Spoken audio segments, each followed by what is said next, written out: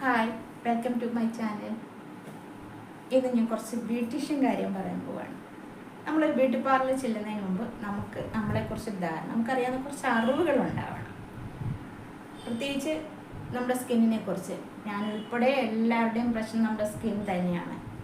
നമ്മുടെ എന്ത് സ്കിൻ ടൈപ്പാണ്, അത് എന്തൊക്കെ പ്രശ്നങ്ങളാണ് നമ്മുടെ ഓരോ ദിവസവും നമ്മൾ ടെൻഷൻ ഉണ്ടാക്കുന്നു നമ്മുടെ സ്കിൻ അല്ലേ. അപ്പം നമുക്കതിനെക്കുറിച്ച് ഇന്ന് പോകാം. അതിന് മുമ്പ് ഈ വീഡിയോ ഈ ബ്യൂട്ടീഷ്യനെ കുറിച്ചുള്ള ചെറിയ ചെറിയ ടിപ്സുമായിട്ട് പല ഘട്ടങ്ങളിലേക്ക് പോവുകയാണ്. ഈ വീഡിയോ നിങ്ങൾക്ക് തീർച്ചയായും കാണണമെങ്കിൽ എൻ്റെ ചാനൽ സബ്സ്ക്രൈബ് ചെയ്യുകയും ബെൽ ബട്ടൺ അമർത്തുകയും ചെയ്യണം. ഇന്ന് പറയുന്നത് ഓയിലി സ്കിന്നിനെ കുറിച്ചാണ്.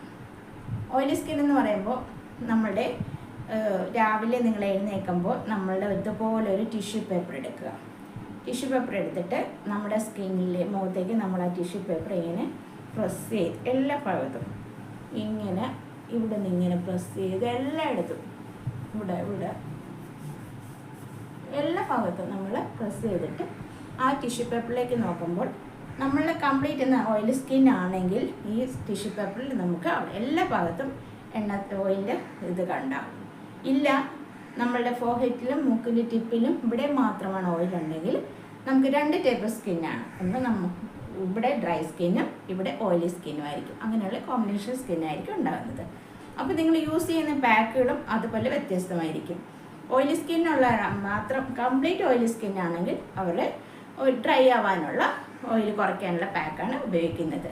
അല്ല, രണ്ട് ടൈപ്പ് സ്കിന്നാണെങ്കിൽ ഇവിടെ ഓയിൽ കൂട്ടാൻ ഡ്രൈ സ്കിന്നായിരിക്കും ഇവിടെ ഓയിൽ കൂട്ടാനുള്ളതും ഇങ്ങോട്ട് ഓയിൽ കുറയ്ക്കാനുള്ള രണ്ട് ടൈപ്പ് പാക്ക് വേണം ഉപയോഗിക്കാൻ.